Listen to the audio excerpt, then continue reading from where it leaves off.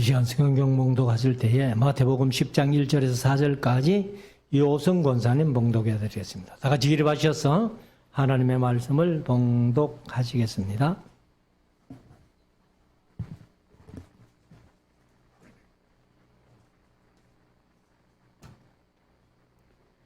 예수께서 그 12제자를 부르사 더러운 귀신을 쫓아내며 모든 병과 모든 악한 것을 고치는 권능을 주시니라. 12사도의 이름은 이러하니 베드로라 하는 시몬을 비롯하여 그의 형제 안드레와 세베대의 아들 야고보와 그의 형제 요한, 빌립과 바돌로메, 도마와 세리 마테, 알페오의 아들 야고보와 다데오, 가나안인 시몬과 및 가룟 유다 곧 예수를 판 자라. 아멘. 아멘.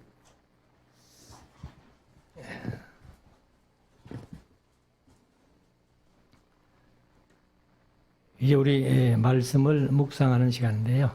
오늘은 마태복음 10장 말씀을 우리가 함께 나누며 묵상하기를 원합니다. 42절까지 있는 그런 10장인데 우리가 신약은 계속 많이 들어온 말씀들이기 때문에 구약보다는 아마 좀 쉽게 이렇게 이해하시리라고 믿습니다. 마태복음 10장도 예수님께서 12제자를 파송하시는 그런 장면들을 소개하고 있기 때문에 아주 우리가 좀 그렇게 어렵지 않게 이렇게 볼 수 있는 내용입니다. 여기 10장에 보면은 예수님께서 12제자를 보내시면서 그 능력들을 주셨습니다. 그래서 그 능력을 가지고 이제 12명이 예수님의 명령대로 가는데 이 10장을 통해 가지고 전도자들, 복음을 전하는 자들의 마음의 자세나 혹은 어떻게 처신해야 될 것인가 하는 것들을 아주 잘 말씀을 해놓고 있습니다. 그렇기 때문에 우리가 이 말씀을 바르게 잘 이해하고 깨달음으로 말미암아서 아마 복음을 전하는데 큰 도움이 될 줄로 믿습니다. 그러면 1절부터 한번 보십시다. 예수께서 그 12제자를 부르사 더러운 귀신을 쫓아내며 여기 이제 전도하러 갈 때에 먼저의 능력이 귀신을 쫓아내는 것부터 예수님이 말씀을 하셨습니다. 구약에서는 귀신 얘기가 거의 없습니다. 사울에게 악신 들린 그런 얘기 정도 있고, 그런데 예수님께서 성육신 하셔가지고 이 세상에 오셔서 사역을 시작하심으로 말미암아 영적인 세계가 완전히 드러난 거예요. 그래서 영적인 세계라면은 이제 천사들의 세계지요. 성령 하나님의 세계일 텐데 천사들이 타락한 천사들이 요한계시록 12장의 말씀대로 바로 3분의 1이 타락했던 그 타락한 천사들이 바로 마귀들이고 다른 말로는 귀신들이라고 할 수 있습니다. 근데 이 귀신에 대해서도 우리가 이제 바르게 좀 이해를 해야 되는데 서울의 성락교회 김기동 목사라는 분이 모든 귀신은 사람들의 그 혼이 죽은 사람들의 혼이 귀신이다 이렇게 해가지고 그래서 사람들이 이 귀신을 잘못 생각하고 있습니다. 그런데 그런 믿지 않는 사람들의 혼이 귀신이 된 게 아니고 요한계시록 12장의 말씀대로 타락한 천사들, 그 타락한 천사들이 귀신 역할을 하는 겁니다. 그래서 제가 가끔 강의하면서 그런 말씀 드렸습니다만 이 타락한 천사 귀신들이 성대 묘사에 아주 우리가 흔히 얘기하는 대로 귀신이다. 나이가 든 사람들이라도 그 어린 아이의 어떤 성대를 내는데요, 똑같아요. 그래서 믿지 않는 사람들이 다 거기에 속아 넘어갑니다. 그래서 그 사람의 성대를 그대로 묘사해내기 때문에 어린아이들대로, 노인들은 노인대로, 보통 사람들은 보통 사람대로 음성이 똑같이 귀신들이 흉내를 내기 때문에 거기에 다 속아 넘어가는데, 절대로 그 사람들이 그 어린아이가 그 혼이 귀신이 돼가지고 그렇게 역사하는 것 아니라는 거예요. 그렇기 때문에 이것을 이제 우리가 분명히 알아야 된다. 그러면 이 귀신은 제가 강의하면서 가끔 말씀드려 왔습니다만은 우리가요, 신앙 고백이 확실하면은 절대로 귀신들이 못 들어옵니다. 그런데 신앙이 고백이 제대로 안 되는 사람들에게 귀신이 들어가요. 그래서 제가 어릴 때 이제 요즘 귀신들은 좀 힘이 없는 것 같아. 근데 제가 어릴 때 이제 귀신 들린 사람들을 이렇게 보면은요, 여자분들이라도 귀신이 들리면은 아주 힘이 장정들보다 더 힘이 센 거예요. 그래서 가끔 이제 부흥회, 농촌교회에서 이렇게 농한기가 되면은 교회마다 이렇게 부흥회를 많이 하는데, 부흥회를 가가지고 또 귀신 들린 사람들이 많아요.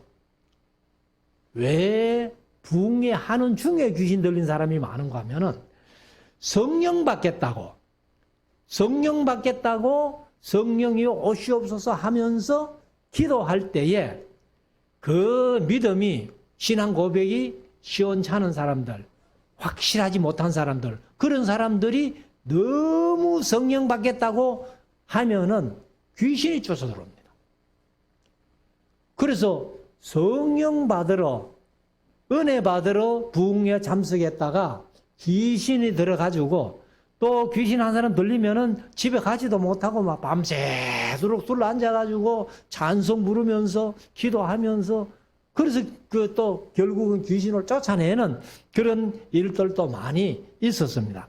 그렇기 때문에 우리가 확실한 신앙 고백, 제가 늘 말씀드립니다만은 확실한 신앙 고백의 기본이 뭐냐 하면은 사도신경이에요. 제가 가끔 강의를 하면서 뭘 믿습니까? 라고 물어봅니다. 그런데 보통 사람들에게 무엇을 믿습니까? 하고 물어보면은 하나님 믿죠. 하나님 믿는 줄 아는데 또 뭐 믿노? 예수님 믿죠. 예수님 믿는 거 내가 안다. 또 뭐 믿노? 이래가지고 한 3번, 4번 물어보려면은 성도들이 대답을 못 합니다. 성경 믿죠? 성경 믿어야지. 그런데 성경 66권을 압축해 놓은 게 레위기고, 레위기를 더 압축해 놓은 게 십계명이고, 십계명을 더 압축해 놓은 게 사도신경이에요. 사도신경을 확 압축해 놓은 게 뭐냐 하면은 예수는 그리스도다. 그래서 우리가 사도신경을 통해 가지고 고백을 몇 가지를 하는가 하면은 우리 성도는 다 아시죠? 첫째는 하나님 아버지를 고백합니다. 성부 하나님. 그 다음 두 번째는 성자 예수님을 고백합니다. 세 번째는 성령 하나님을 고백합니다. 그러니까 성부, 성자, 성령, 이것이 우리의 믿음의 대상이라는 거예요. 성부, 성자, 성령, 삼위일체 하나님 외에는요, 그 어떤 것도 우리의 믿음의 대상이 될 수 없다. 그 다음에 거룩한 공회와 성도가 서로 교통하는 것, 한마디로 교회입니다. 교회. 그 다음에 죄를 사하여 주시는 것, 죄삼. 몸이 다시 사는 것, 부활. 영원히 사는 것, 영생. 그래서 교회, 죄사함, 부활, 영생 요 네 가지 사실은 우리가 믿는 사실이에요. 그래서 우리의 믿음의 대상은 성부, 성자, 성령 삼위일체 하나님이고, 그 다음에 우리가 믿어야 될 기본적인 사실이 뭐냐 하면은 교회를 믿어야 됩니다. 교회는 예수님의 피로 값주고 사신 성도들의 모임이 교회예요. 이 건물이 교회가 아닙니다. 요즘은 건물에다가 전부 무슨 교회, 우리 교회도 뭐 말씀 사랑 교회라고 건물에다가 붙여놨습니다만은 건물이 교회가 아니라 건물 안에서 예배 드리는 공동체, 사람의 모임이 교회라는 겁니다. 그래서 제가 어릴 때는 예배당이라고 했지 절대로 교회라고 간판을 안 붙였어요. 무슨 예배당, 예배하는 장소지 그것이 자체가 교회가 아니라는 겁니다. 헬라어로는 에클레시아, 부르심을 받은 자들, 그들의 모임이 교회예요. 그 다음에 죄를 사하여 주시니 예수님의 피로 죄사함 받았고, 그 다음에 몸이 다시 사는 것, 예수님의 부활의 첫 열매가 되시고 우리들은 그 뒤를 따라서 계속 앞으로 부활할 수 있기 때문에, 부활할 것이기 때문에 몸이 다시 사는 것, 부활을 믿어야 되고, 그 다음에 영원히 사는 것, 새하늘과 새 땅에서 요한계시록 21장, 22장에서 영원히 사는 그 영생을 믿는 것이 신앙 고백이에요. 그래서 이 7가지 고백을 확실하게 하면은 절대로 우리에게는 귀신이 들어올 수 없다. 우리가 꼭 명심하시고 우리가 이런 확실한 신앙을 고백하면서 신앙생활을 할 수 있는 우리 모두가 될 수 있기를 원합니다. 그래서 예수께서 12제자를 부르사 더러운 귀신을 쫓아내며 또 모든 병과 모든 약한 것을 고치는 권능을 주시니라. 그래서 귀신을 쫓아내고 그 다음에 모든 병을 고치는, 또 약한 것을 고치는 권능을 주셨다. 참 우리가 이런 능력만 받는다면은 좀 나가서 자신 있게 전도하실 것 같은데, 근데 우리가 사실은 믿음으로 가지 않기 때문에, 믿음으로 행하지 않기 때문에 그렇다는 것을 우리가 한번 다시 생각해 보고, 우리가 어디 가서든지 하면은 하나님께서 또 성령 하나님이 우리를 도와주시고 역사하실 것을 믿습니다.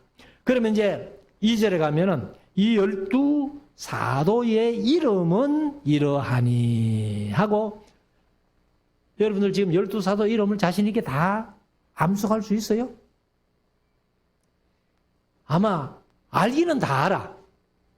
그런데 막상 12사도 이름을 대라면은 좀 버벅될 사람이 많을 거예요.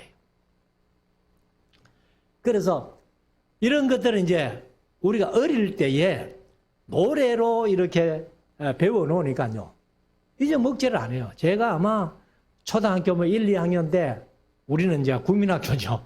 요즘은 초등학교지만은 1, 2학년 때 아마 노래를 이제 이렇게 주일학교에서 부르던 노래. 그래서 제가 노래를 잘 못합니다만은 한번 해보면은 베드로와 안드레와 요한, 야고보, 세리마테, 다데오와 바돌로메와 도마와 빌립과 시몬, 야고보, 예수를 팔아먹은 가룟 유다, 이렇게 외웠거든요. 근데 제가 이제 교육전도사 시절에 사람들이 이제 좀 스피드로 빨라지니까 베아냐요 빌바 도마야 다시이가 이것은 12대자 천머리 걸자이니 베아냐요 빌바 도마야 다시이가 이렇게. 그러니까 2절부터는 배는 시몬 베드로, 아는 동생 안드레 이렇게 쭉 나오는데 그 뒤에는 못 외웠습니다. 그래서 우리가 이 12제자 이름을 이제 분명히 외워 놓으면 좋다. 그래서 베드로라 하는 시몬, 베드로라는 뜻은 반석이라는 뜻이죠. 그리고 시몬은 구약 히브리적인 이름입니다. 그래서 이제 시몬 하면은 샤마에서 나온 거예요. 샤마가 듣다, 들음이란 그런 뜻이죠. 그래서 시몬을 비롯하여 그의 형제 안드레는 남자다운 그런 뜻이에요. 그리고 세베대의 아들 야고보와 그의 형제 요한, 요거는 이제 보아너게라는 별명을 가진 그런 형제죠. 그 다음에 빌립과 바돌로메. 바돌로메는 누가 바돌로메예요? 다른 이름으로? 요한복음 1장에 보면은 그 나다나엘이 바돌로메입니다. 예수님께서 네가 무화과나무 밑에 있을 때 내가 보았다. 그래서 참 이스라엘이라고 예수님께서 칭찬하셨던 그런 나다나엘이 바돌로메고, 그리고 이제 도마, 우리가 찬송가 속에 의심 많은 도마라고 그렇게 표현하는데, 그래서 제가 늘 그 찬송 부를 때마다 의심하는 도마였지 의심 많은 도마는 아니다 하는 것을 말씀을 드렸고, 그 다음에 세리 마태복음을 기록한 마태, 그 다음에 알페오의 아들 야고보. 그러면 여기 이제 이 알페오의 아들 하면은 알페오가 두 사람인지 동명이인인지 아니면은 알페오가 한 사람인데 야고보, 또 다른 야고보 요한이 알페오의 아들 아니에요. 그 또 다른 알페오의 야고보 다른 이름인지 그거는 확실치 않습니다. 근데 보통 이제 성경학자들은 알페오가 동명이인이다, 한 사람이 아니고 그렇게 봅니다. 그래서 이제 야고보와 다데오라는 말은 다른 말로 하면은 유다예요. 그래서 유다서를 기록한 유다가 아마도 이 다데오가 아니겠느냐 이렇게 보는 사람들도 있습니다. 그런데 이제 사실은 야고보의 형제 예수님의 친동생 유다라고 그렇게 보는 사람들도 있고, 그래서 이제 유다서를 보면은 그 야고보의 형제라고 했기 때문에 예수님의 친동생이 아니겠나 이렇게 봅니다만은, 그리고 이제 4절에 가면은 가나안인 시몬과 및 가룟 유다 곧 예수를 판잘라라. 그럼 여기 이제 가룟 유다라고 하는데, 가롯이 사실 이스카리옷 하는 그런 헬라를 쓰는데, 이스카리오데스나 이스카리오드 하는 말은 유다의 별명이에요. 그리고 이제 가롯 하는 것은 이 시카리오서 이 아주 열심 당입니다. 열심 있는. 그래서 이 가나안인이라고 표현해요. 시몬이라고 하는 가나안인 시몬 했는데, 이 가나안인이라는 것이 가나안 사람이란 뜻이 아니고 열심당원이란 그런 뜻입니다. 그래서 열심당원들은요, 이 품에 칼을 품고 다니면서 이 유대주의, 히브리주의에 어긋나는 사람들을 그냥 찔러 죽이기까지 하는 그런 사람들이에요. 그런데 이런 사람이 있는 반면에 세리 마태도 있거든, 세리.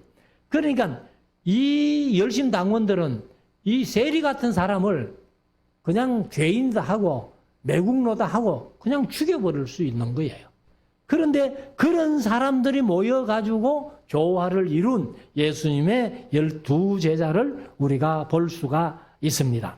그래서 5절에 가면은 예수께서 이 12를 내어 보내시며 명하여 가라사대 이방인의 길로도 가지 말고 사마리아인의 고을에도 들어가지 말고 차라리 이스라엘 집에 잃어버린 양에게로 가라. 그러니까 제자들을 보내실 때에 예수님께서 사마리아도 갈 거 없다. 이방인의 땅으로도 갈 거 없다.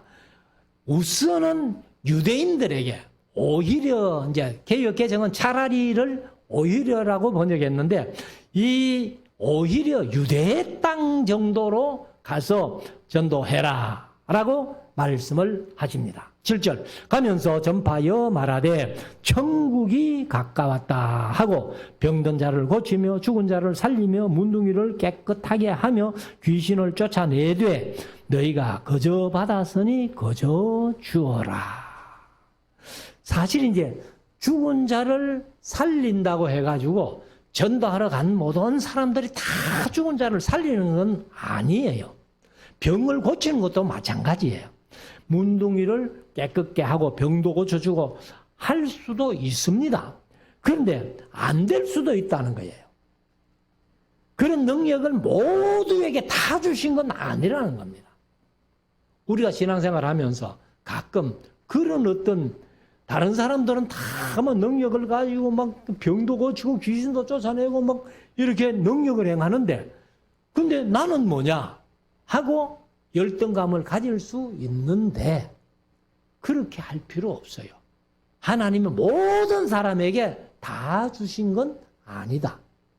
그렇게 본다면은 우리가 그렇게 못한다고 해서 우리가 뭐 너무 열등감을 가질 필요도 없다. 그러나 우리가 믿음으로 할 때에는 하나님께서도 주신다는 것을 우리가 마음속에 확실히 가져야 되는데 문제는 거저 받았으니 거저 주라는 거예요. 근데 많은 사람들이 좀 병을 고쳤다고 해가지고 감사한 건 갖고 와라. 이런 사람들이 오늘날 얼마나 많은지 몰라요.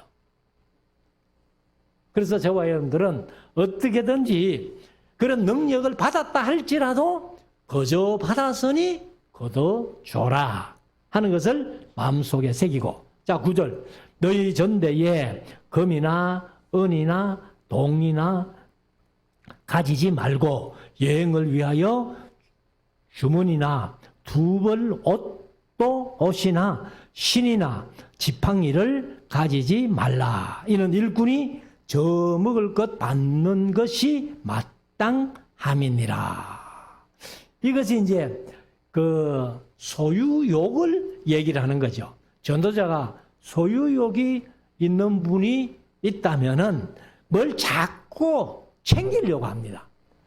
이것은 거저 받았으니 거저 주어라 하는 그 말씀에도 어긋나고 그리고 예수님께서 이 전도자를 보내실 때에 왜 이렇게 금이나 은이나 동이나 두벌 옷이나 이런 것들을 가지지 말라 하는가 하면은 우리가 전도할 때에 다른 사람들을 통해 가지고 또 채워 주신다는 겁니다.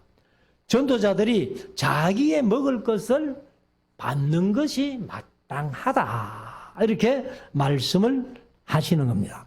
그래서 사실은 우리가 구약 성경에 보면은 바벨탑이 있잖아요. 바벨탑. 바벨탑이 있는데 11장, 창세기 11장에 나오는데 오늘날 예배당을 크게 짓고 그 예배당 속에서 벗어나지 못하고 떠나가지 못하고 그 안에만 있다면은 그것이 하나의 바벨탑이 되는 겁니다. 그래서 오히려 우리가 이제 복음의 역사를 보면은 예배당이 세워지지 않을 때에 구약의 역사도 솔로몬이 성전을 짓기 이전에는 차라리 더 좋았습니다. 그런데 성전 짓고 나니까 그 성전 중심으로 모든 것이 이루어진다 해가지고 구약에서는 참 어려웠고 신약에서도 교회 예배당을 짓기 전에는 사도들이 그냥 사도행전 1장 8절 말씀대로 성령 받아가지고 예루살렘과 온 유대와 사마리아 땅끝까지 이르러 내 증인이 되라고 말씀하신 대로 사도행전 8장 1절에서 그것이 성취됐지요. 그래서 예루살렘에서 흩어져 가지고 온 유대로 사마리아로 땅끝으로 흩어져서 전도하게 됐는데 예배당이 있음으로 말미암아 이 흩어지는 것들이 잘 안 된다는 겁니다. 그래서 예수님께서 말씀하시는 것은 어떻게든지 흩어져서 한 군데 모여서 바글바글 하지 말고 흩어져서 복음을 전하라 하는 것을 말씀합니다. 자, 11절에 가면은 뭐 아무 성이나 촌에 들어가든지 그 중에 합당한 자를 찾아내어 너희 떠나기까지 거기서 머물러라. 전도할 지역을 찾아가거든 한 합당한 사람을 만나거든 그 한 곳에만 머물러서 그 지역을 전도해라. 이 집 저 집 옮겨 다니지 마라. 이제 이런 말씀이죠. 그리고 그 집에 들어갈 때에 12절에 보면 또 그 집에 들어가면서 평안하기를 빌어라.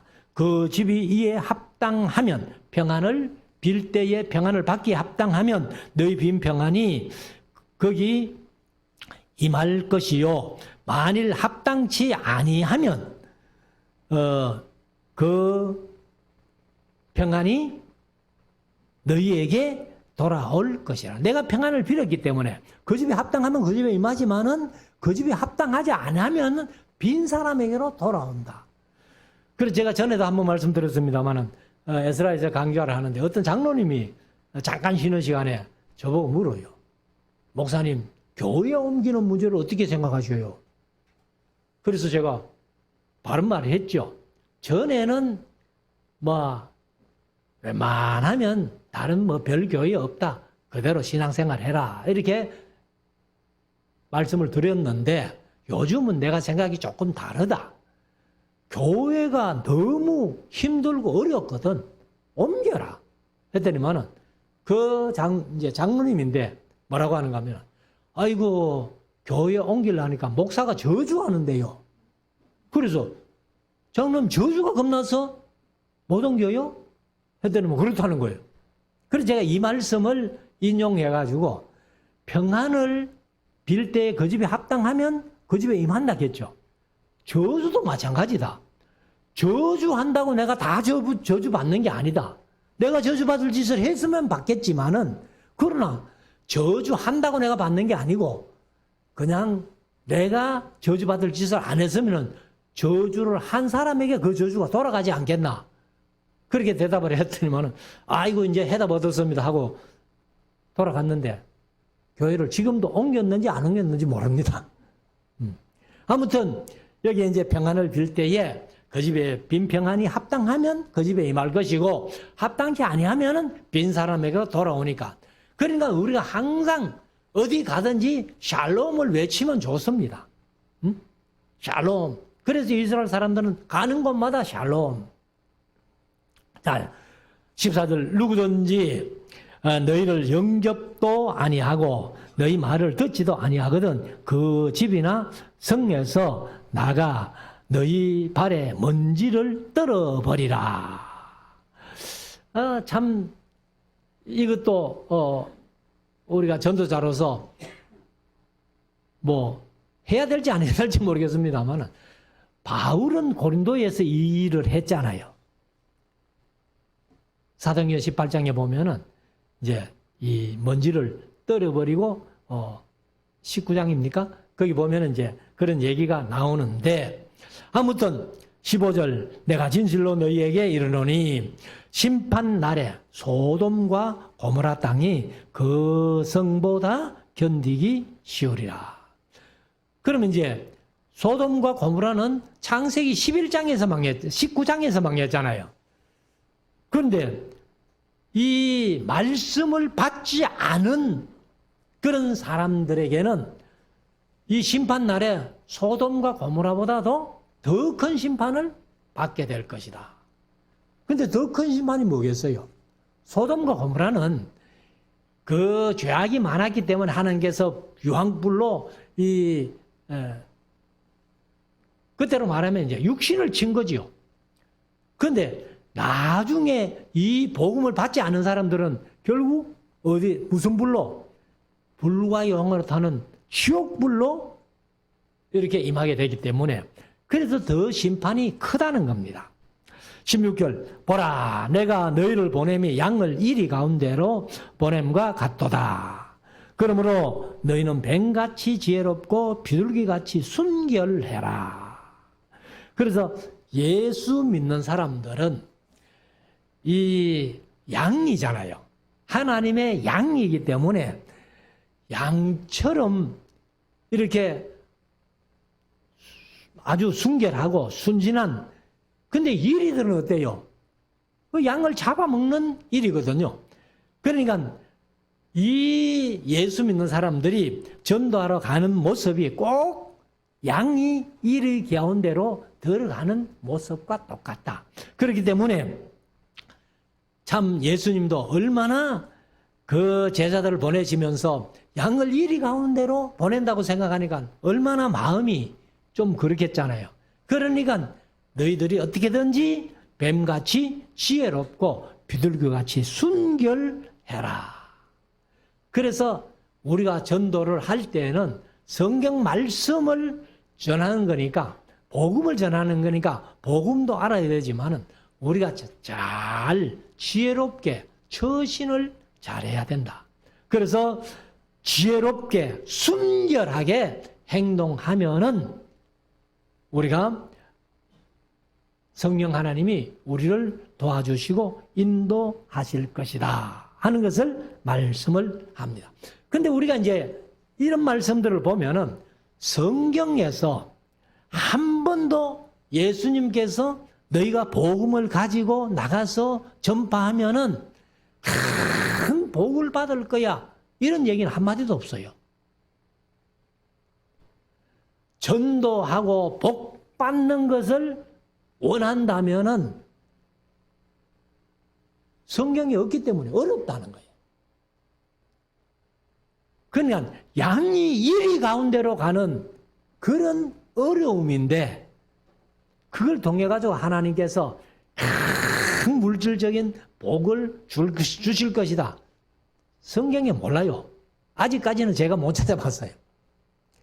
그러니까 우리가 항상 뱀같이 지혜롭게 비둘기같이 순결하게 살아갈 때에 어려움도 훨씬 더 많다는 겁니다. 그래서 오죽하면은 팔복 중에 의를 위하여 핍박을 받는 자가 복이 있다고까지 말씀을 하셨을까. 자, 17절 사람들을 삼가라. 저희가 너희를 공회에 넘겨주겠고 저희 회당에서 채찍질하리라. 계속해서 복음을 전하는 자들이 어려움 당하는 것만 얘기하잖아요. 예수님이 복 받는다, 잘 될 것이다, 형통할 것이다 말씀하지 않고 계속해서 이제 어려움을 당할 것을 말씀을 하는데, 18절 또 너희가 나를 인하여 총독들과 임금들의 앞에 끌려가리니 이는 저희와 이방인들에게 증거가 되게 하려 하심이라. 너희를 넘겨줄 때에 어떻게 무엇을 말할까 염려하지 마라. 그때에 무슨 말할 것을 주시리니 말하는 이는 너희가 아니라 너희 속에서 말씀하시는 자, 너희 곧 너희 아버지의 성령이시니라. 그래서 우리가 복음을 전할 입장이 된다면은 물론 미리 공부하는 것도 좋지만은 미리 공부를 설사 못했다 할지라도 너무 두려워하거나 염려하지 마라. 할 말을 성령 하나님께서 주시신다. 그러니까 전도 할 때에 내가 말을 못해서 이렇게 두려워할 필요는 없다라는 것을 말씀을 하시죠. 21절 장차 형제가 형제를 아비가 자식을 죽는 데 내어주며 자식들이 부모를 대적하여 죽게 하리라. 이것도 복음을 전하다가 무수히 이런 일을 당할 수 있다는 겁니다. 그래서 예수님께서 복음을 전할 때에는 미리 여기 마태복음 10장에서 온갖 어려움을 겪을 수 있다는 것을 말씀을 하고 있습니다. 22절 또 너희가 내 이름을 인하여 모든 사람에게 미움을 받을 것이나 나중까지 견디는 자는 구원을 얻으리라. 그래서 이것도 우리가 복음을 전하는 일에는 큰 시험일 수 있잖아요. 모든 사람에게 미움받는 건 당연하고 부모에게 버림당할 수 있다는 겁니다. 그래서 이 성경에 보면은 시편 27편 10절에 보면은 내 부모는 나를 버렸으나 하나님은 나를 영접하시리라. 그러니까 복음 때문에 부모에게 내가 버림당한다 할지라도 하나님께서는 그를 더 기쁘게 영접해 주신다는 것을 말씀을 하고 있습니다. 23절 이 동네에서 너희를 핍박하거든 저 동네로 피하라. 이것도 이제 한 가지 복음 전하는데 지혜 중에 하나죠. 그러니까 복음을 전혀 안 듣는데 끝까지 그곳에 있어 복음 전할 필요는 없다는 겁니다. 그래서 다른 데로 복음 들을 곳으로 가는 것이 더 지혜롭다 하는 것을 말씀을 하고 있죠. 그래서 이 동네에서 너희를 핍박하던 저 동네로 피하라. 내가 진실로 너희에게 이르노니 이스라엘의 모든 동네를 다 다니지 못하여서 인자가 오리라. 선교사님들 보면은 지금 중국이 상당히 선교사님들이 그 선교하기가 어려워요. 그래서 중국에서 많이 추방된 분들이 지금 동남아시아 쪽으로 많이 와 계시더라. 그래서 이것도 바로 뱀같이 지혜로라 하는 그 지혜 중에 하나가 될 것이다 라고 한번 생각해 봅니다. 24절 제자가 그 선생보다 또는 종이 그 상전보다 높지 못하나니 제자가 그 선생보다 또는 그 종이 그 상전보다 높지 못하나니 제자가 그 선생 같고 종이 그 상전 같으면 족하도다. 집주인을 바알세불이라 하였거든 하물며 그 집 사람들이라. 그래서 여기 이제 이 말씀은 예수님보다도 사실은 우리가 복음 전하러 가가지고 여간 어려움 당한다 해도 예수님만큼 뭐 그런 고난 없잖아요. 덜 힘드는데 그렇기 때문에 우리가 뭐 불평할 필요 없다. 그래서 여기 이제 말씀대로 제자가 그 선생 같고 종이 그 상전 같으면 족하다는 거예요. 내가 예수님만큼 그런 이제 고난 안 받았기 때문에 대접 안 받아도 괜찮다 하는 것을 말씀을 합니다. 그래서 우리가 이 세상 살아가면서 항상 예수님 때문에 우리가 이제 이 대접받고 이렇게 하는 것이 많잖아요. 특별히 뭐 우리 교육자들이 더 그렇습니다만은 예수 이름 때문에 대접받는 거 그것으로 족하게 여겨야지 뭐 그보다 더 대우해 주기를 바라는 것은 합당치 않다. 그래서 26절에 그런즉 저희를 두려워하지 말라. 감추인 것이 드러나지 않을 것이 없고 숨은 것이 알려지지 않을 것이 없느니라. 언젠가는 하나님 앞에 다 드러난다는 겁니다. 27절 내가 너희에게 어두운 데서 이르는 것을 광명한 데서 말하며 너희가 귓 속으로 듣는 것을 집 위에서 전파하리라. 그러니까 뭐 복음을 쉬쉬하지 말라는 거예요. 그러니까 자신 있게 전하고 하면은 하나님께서 다 이렇게 응답해 주신다는 것을 말씀을 하는데 28절 몸은 죽여도 영혼은 능히 죽이지 못하는 자들을 두려워하지 말고 오직 몸과 영혼을 능히 지옥에 멸하시는 자를 두려워하라. 그러니까 복음 전하다가 이제 요즘 중국 같으면은 복음 전하다가 뭐 감옥에 갈 수 있겠죠. 또 혹시 처형당할 수 있다는 거예요. 그렇지만은 그 사람들은 육체만 죽이지 영혼은 못 죽이지 않느냐. 그런데 하나님은 육도 영혼도 다 멸하실 수 있다는 것을 이제 말씀을 하면서 그 육체만 죽이는 그런 사람들 두려워하지 말고 육과 영을 함께 멸하는 하나님을 두려워하라. 29절 참새 2마리가 한 아사리온에 팔리는 것이 아니냐. 그러나 너희 아버지께서 허락히 아니하시면 하나라도 땅에 떨어지지 아니하리라. 여기는 이제 참새 2마리가 한 아사리온. 누가복음 12장에 보면은 6절에 참새 5마리가 2 아사리온. 그러면은 한 마리는 덤으로 주는 거예요. 그래서 여기 이제 아사리온은 보면은 이 드라크마의 10분의 1이다 이렇게 했는데 드라크마가 제가 이제 도량형을 이렇게 찾아보니까 확실한 그게 없어요. 그래서 어떤 데 보니까 데나리온과 동일하다. 근데 데나리온 같으면 장경 하루 일당이기 때문에 그 참새 2마리 값보다는 훨씬 많을 것 같거든. 그래서 이게 이제 어떻게 되는가 하고 좀 찾아봐도 제가 못 찾았습니다. 아무튼 드라크마의 10분의 1이 아사리온이다. 이렇게 표현을 했어요. 30절 너희에게는 머리털까지 다 세신 바 되었나니 두려워하지 말라. 너희는 많은 참새보다 귀하니라.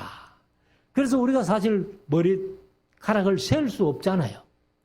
뭐 영 대머리 같으면 혹시 셀 수 있을런지 몰라도 그렇지만은 하나님은 우리 머리카락까지 다 세신다는 거예요.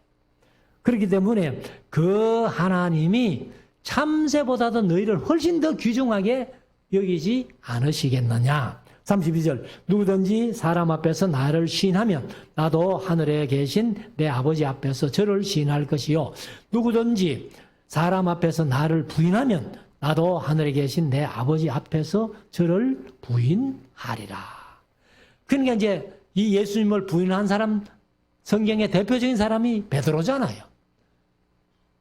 네가 닭 울기 전에 3번 나를 부인하리라. 말씀하신 대로 부인을 했잖아요. 그렇지만은 베드로는 최고의 사도가 되었습니다. 그래서 사람이 어떤 자기의 생명을 위협을 느끼고 잠깐 부인했다고 해서 영원히 하나님께서 멸망시키는 건 아니라는 거예요. 그렇기 때문에 그렇다고 뭐 육신을 살기 위해 가지고 내가 예수님 부인해도 괜찮다. 그 말이 아니에요. 그러니까 베드로 같은 경우 자기의 어떤 연약함 때문에 인간이기 때문에 3번씩이나 부인해도 하나님께서는 베드로를 크게 사용하셨다. 34절 내가 세상에 화평을 주러 온 줄로 생각지 말라. 화평이 아니요 금을 주러 왔노라. 내가 온 것은 사람이 그 아비와 딸이 어미와 며느리가 시어미와 불화하게 하려 함이니 사람의 원수가 자기 집안 식구리라. 그래서 이제 사람의 원수가 자기 집안 식구가 된다는 것은 미가서 7장 6절에서 이미 말씀을 하셨습니다. 그래서 예수를 믿게 되면은 이런 불화가 일어난다는 거예요. 32절 아비나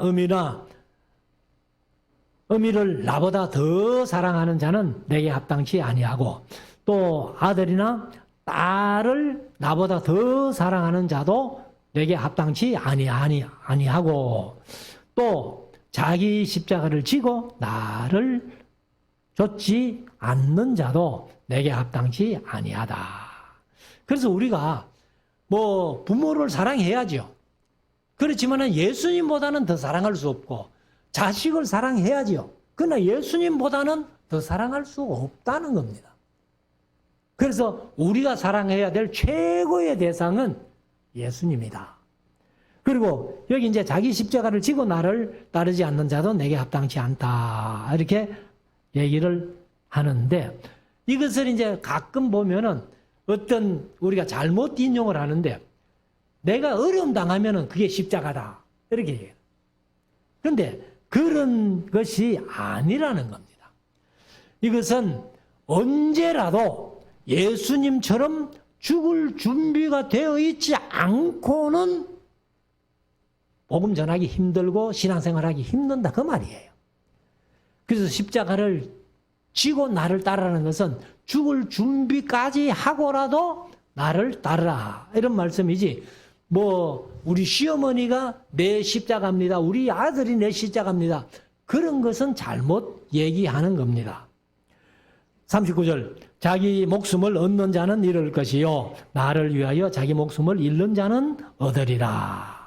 너희를 영접하는 자는 나를 영접하는 것이요 나를 영접하는 자는 나 보내신 이를 영접하는 것이니라 해가지고 이제 우리가 여기 사도를 영접하고 또 작은 자 하나들을 영접하는 것이 바로 예수님을 영접하고 예수님 보내신 하나님을 영접하는 것. 41절에 선지자의 이름으로 선지자를 영접하는 자는 선지자의 상을 받을 것이요 의인의 이름으로 의인을 영접하는 자는 의인의 상을 받을 것이요 또 누구든지 제자의 이름으로 이 소자 중 하나에게 냉수 한 그릇이라도 주는 자는 내가 진실로 너희에게 이르노니 그 사람이 결단코 상을 잃지 아니하리라. 이렇게 말씀을 합니다. 그래서 우리가 항상 이제 복음을 전하는 자들을 귀중히 여기고, 그리고 이제 그들을 우리가 좀 섬기고 대접을 할 때에 상을 잃지 않는다. 그리고 이제 우리가 요즘 같으면은 우리 교회도 뭐 교인들이 이제 선교 예물을 드립니다만은 사실은 우리가 직접 나가서 선교하지 못하고 선교 예물을 드려서 선교사님들 조금 후원함으로 말미암아서 그 상이 결단코 이루어지지 않는다는 겁니다. 그래서 우리 교회는 뭐 선교 예물 드리는 것 드리고, 그 다음에 우리 경상비에 11조를 떼가지고 선교 예물에 보태서 이렇게 합니다만은, 그렇기 때문에 하나님께서 우리 교회를 복 주시는 것 아니냐, 저는 그렇게 믿고 있습니다. 여러분들도 뭐 선교하시는 선교 예물 드리는 분들도 있지만 아직 못 드리는 분들도 적은 금액이라도 내가 마음을 다해서 좀 선교 예물 드려서 선교사를 후원함으로 말미암아 이런 선지자의 상을 받을 수 있는, 또 제자로서의 제자의 상을 받을 수 있는 그런 우리 모두가 될 수 있기를 주의 이름으로 축원합니다.